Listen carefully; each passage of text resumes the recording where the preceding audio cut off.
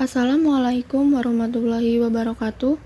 Pada kesempatan kali ini, kelompok kami akan mempresentasikan mengenai materi parallel port dan aplikasi dan rangkaian konektor USB. Presentasi kali ini dibuat untuk memenuhi salah satu tugas mata kuliah elektronika dasar. Sebelum masuk ke materi, izinkan saya untuk memperkenalkan anggota dari kelompok kami. Yang pertama, ada Dede Aprilia. Yang kedua, ada Budi Manarul Ilham. Yang ketiga, ada Rismayati. Yang keempat, ada Egy Maulana. Dan yang terakhir, ada Muhammad Fikri Haikal. Dalam materi kali ini ada dua pembahasan yang akan kita bahas. Yang pertama, yaitu mengenai parallel port. Pada parallel port ini kami nantinya akan menjelaskan mengenai pengertiannya, sejarah, fungsi, konfigurasi pin paralel, alamat-alamat port paralelnya, dan serta kelebihan dan kekurangan. Yang kedua yaitu konektor USB. Dari konektor USB ini kami akan menjelaskan beberapa poin mengenai pengertian, sejarah, jenis konektor, cara kerja, skema dan jalur port USB, aplikasi dan rangkaian USB, istilah-istilah yang berhubungan dengan USB, serta kelebihan dan kekurangannya dari konektor USB sendiri. Nah, selanjutnya kita masuk ke materi yang pertama, yaitu mengenai parallel port. Yang pertama yaitu pengertian. Pengertian dari parallel port sendiri yaitu parallel port atau biasa disebut dalam bahasa Indonesia adalah port paralel merupakan sebuah port pada personal komputer yang berfungsi sebagai alat komunikasi komputer atau motherboard dengan perangkat luar yang bersifat paralel. Parallel port adalah salah satu jenis soket pada komputer pribadi untuk berkomunikasi dengan peralatan luar seperti pencetak mode lama. Karena itu, porta paralel sering juga disebut porta pencetak. Perusahaan yang memperkenalkan porta ini adalah Centronic. Maka, porta ini juga disebut dengan porta Centronic. Kesederhanaan porta ini dari sisi pemrograman dan antarmuka dengan hardware membuat porta ini sering digunakan untuk percobaan-percobaan sederhana dalam perancangan peralatan elektronika. Mungkin cukup sekian dari saya. Selanjutnya akan dijelaskan oleh anggota lain yaitu Dede Aprilia. Kepada saudara Dede Aprilia, saya persilakan. Baik, saya Dede Aprilia akan melanjutkan materinya. Di sini ada sejarah. Parallel port diperkenalkan tahun 1981 oleh IBM sebagai sebuah cara untuk koneksi printer dengan komputer. Tahun 1991 ada pertemuan antara pembuat printer yaitu Lexmark, IBM, dan lain-lain, yang kemudian membentuk Network Printing Alliance atau NPA. NPA bertugas menetapkan hal-hal yang harus diikuti oleh pembuat hardware agar tidak terjadi inkompatibel antar berbagai peralatan yang berbeda. NPA kemudian mengajukannya ke IEEE atau Institute of Electric and Electronic Engineer supaya lebih diakui dan akhirnya disetujui oleh IEEE sehingga menjadi keputusan IEEE 1284, yaitu metode pensinyal standar interface paralel dua arah untuk komputer pada tahun 1994. Fungsi port paralel adalah sebagai penghubung motherboard dengan printer jenis lama, zip drive, beberapa scanner, sound cards, webcams, gamepads, joystick, pemrograman EEPROM, peralatan SCSI melalui adapter paralel ke SCSI, percobaan dengan TTL12 driver, dan eksternal CDR atau CDRY. Selain itu, port paralel juga digunakan sebagai uji coba sederhana dalam perancangan peralatan elektronika. Konfigurasi pin paralel. Di sini terdapat tabel konfigurasi pin paralel dengan kolom nomor pin DB25, nomor pin 36 pin, nama sinyal, arah, register bit, dan inverted. Contoh nomor pin DB25 nomor 1 dan nomor pin 36 nomor 1. Nama sinyalnya strobe, arah in atau out, register bitnya control 0, dan invertednya yes. Jadi setiap nomor pin berbeda nama sinyal, arah, dan register bit dan invertednya. Sini juga terdapat tabel konfigurasi pin paralel.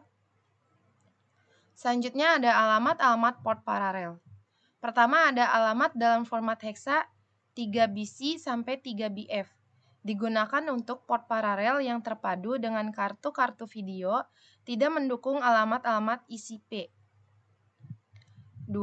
Alamat dalam format hexa 378 sampai 37F biasa digunakan untuk LPT 1. 3. Alamat dalam format hexa 278 sampai 27F biasa digunakan untuk LPT 2. Dan terakhir, alamat dasar 3BCH. Pertama kali diperkenalkan sebagai alamat port paralel pada kart-kart video lama. Baik, sekian dari saya. Materi selanjutnya akan disampaikan oleh teman saya, Budi Manarul. Ya, terima kasih. Saya Budi Manarul Ilham akan melanjutkan materi yaitu alamat-alamat port paralel. Nah, list di bawah ini adalah alamat untuk DP, PC, dan PS dengan LPT mempunyai base address 378 Hz. Yang pertama LPT 1 DP dengan alamat register 378 Hz per 888, LPT 1 PS dengan alamat register 379 Hz per 889, dan LPT 1 PC dengan alamat register 37 ampere Hz per 890. Nah, di sini ada kelebihan dan kekurangannya. Kelebihan paralel mentransmisikan beberapa bit dalam satu transmisi. Dan hal ini menyebabkan transmisi paralel lebih cepat dibanding transmisi serial. Dari kekurangannya dalam komunikasi paralel, karena transmisi dilakukan pada waktu yang sama, maka dibutuhkan kabel yang lebih banyak. Dan juga karena banyaknya kabel yang digunakan, masalah gangguan elektromagnetik menjadi lebih serius. Nah, di sini ada aplikasi dan rangkaian konektor USB. Seperti di gambar, ada USB tipe A, USB tipe B, USB tipe C, USB mini A, USB mini B, USB micro A, USB micro B, dan USB micro B super speed. Nah, dari pengertian USB merupakan singkatan dari Universal Serial Bus, yakni media penghubung komputer dengan perangkat elektronik lain seperti printer, keyboard, ponsel, mouse, DVD writer, scanner, flash disk, kamera, konsol permainan, modem, kamera, dan bisa juga dipakai untuk alat uji serta mesin produksi. Nah, kita masuk ke sejarah. Berikut adalah sejarah perkembangan USB. Dimulai dari USB 1.0 sampai USB 3.2.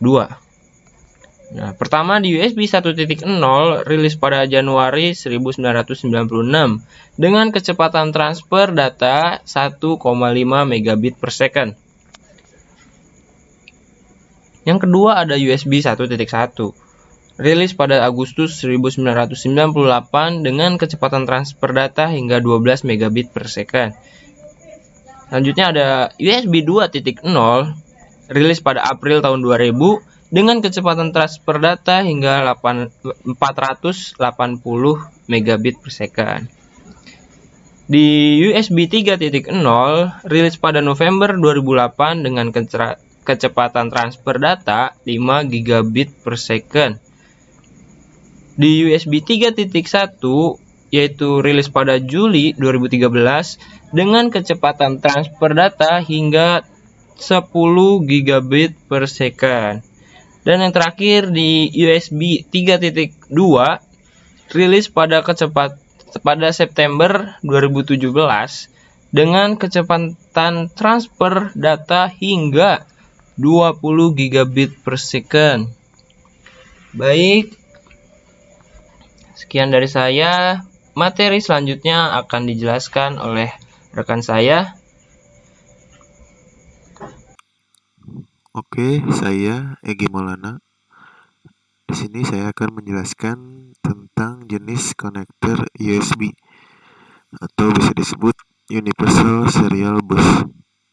Nah, USB itu ada macam-macam konektornya, seperti contohnya tipe A, tipe B, ataupun yang sering kita dengar Type C. Nah, untuk yang pertama yaitu USB tipe A. Nah, di konektor tipe A ini sering kita lihat biasanya berada di flash disk, keyboard, ataupun mouse. Bentuknya itu berbentuk persegi panjang. Selanjutnya, USB tipe B. Jenis konektor USB ini biasanya memiliki bentuk bujur sangkar yang sering kita lihat di kabel USB untuk printer maupun scanner. Yang ketiga, konektor mini USB. Nah, jenis konektor mini USB ini jarang kita lihat untuk pada zaman sekarang. Biasanya dipakai untuk di kamera ataupun di perangkat ponsel yang jadul. Untuk bentuknya sendiri lebih kecil dibandingkan konektor tipe A dan juga tipe B. Selanjutnya, konektor micro USB. Micro USB biasanya banyak dipakai di ponsel dengan bentuk yang sangat kecil. Yang kelima, konektor USB Type-C. Nah, ini adalah konektor USB yang sering kita lihat di smartphone biasanya, ataupun di PC dan laptop. Konektor Type-C juga bisa dipasangkan secara reversible atau dibolak-balik, tidak seperti konektor tipe A yang tidak bisa dibolak-balik. Selanjutnya, cara kerja konektor USB. Saat menancapkan perangkat yang terhubung ke USB, maka host akan mendata perangkat apa yang sedang terhubung. Kemudian, mempersiapkan memori untuk perangkat itu. Host nantinya akan mencari serta memilih tipe transfer data apa yang sesuai dengan perangkat yang tersambung tersebut. Interrupt untuk perangkat transfer data kecil seperti keyboard dan juga mouse. Ada juga bulk untuk perangkat dengan transfer data besar seperti printer. Sedangkan isochronous digunakan untuk perangkat dengan transfer data dua arah seperti webcam dan juga speaker. Selanjutnya, skema dan jalur port USB. Nah, konektor USB itu terbagi dalam dua jenis, yaitu ada female dan juga male. USB female biasanya terdapat pada interface eksternal, perangkat eksternal seperti flash disk, keyboard, ataupun mouse. Nah, untuk yang USB female biasanya terdapat pada komputer dan juga laptop.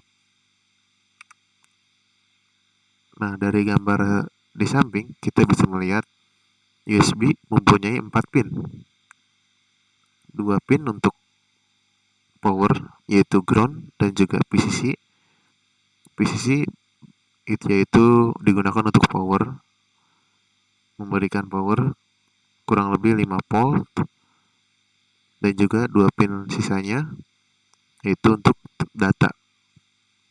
Nah, untuk pin power bisa digunakan untuk menyuplai tenaga, misalnya untuk memutar kipas pada cooling fan, ataupun untuk mencharger ponsel.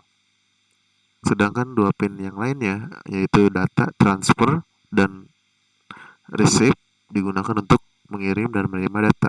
Misalnya ketika kita sedang mengcopy data dari laptop ke flash disk. Oke, sekian dari saya. Selanjutnya akan dijelaskan oleh rekan saya. Baik, saya Muhammad Fikri Haikal. Sekarang kita masuk ke aplikasi dan rangkaian USB. Sesuai dengan tujuan dibuatnya konektor USB, yaitu untuk memudahkan pengguna.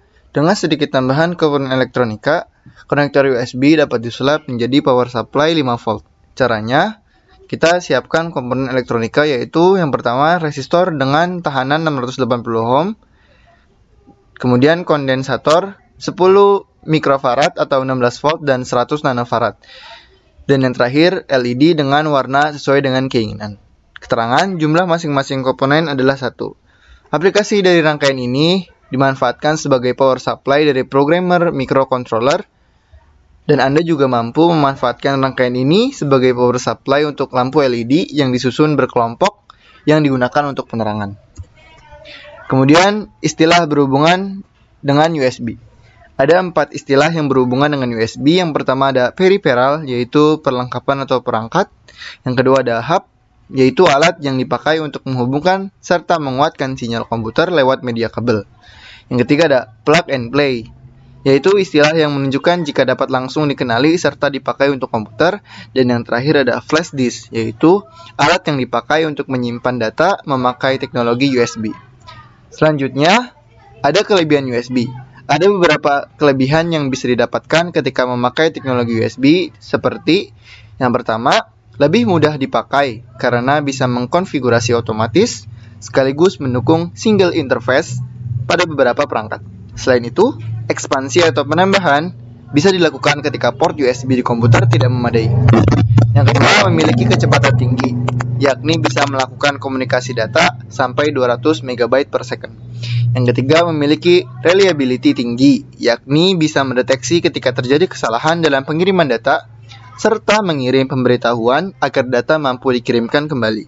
Dan yang terakhir, hemat biaya, karena pemakaiannya luas dan jenis komponen, konektor, dan kabel diproduksi secara massal dalam jumlah yang banyak untuk mengurangi biaya produksi, serta harganya yang lebih terjangkau. Di samping kelebihan USB, ada pun kekurangan dari USB. Ada beberapa kekurangan dari USB, terutama bila dilihat dari panjang kabel yang bisa terhubung ke USB, yaitu hanya 5 meter saja. Bahkan untuk handycam atau webcam tidak bisa jauh dari komputernya. Begitu juga modem yang tidak bisa jauh dari USB. Padahal untuk kabel UTP sendiri mampu mendapatkan jarak ratusan meter atau menjangkau jarak ratusan meter. Baik, sekian dari kami. Mohon maaf bila ada kesalahan. Semoga video ini bermanfaat. Akhir kata, wassalamualaikum warahmatullahi wabarakatuh.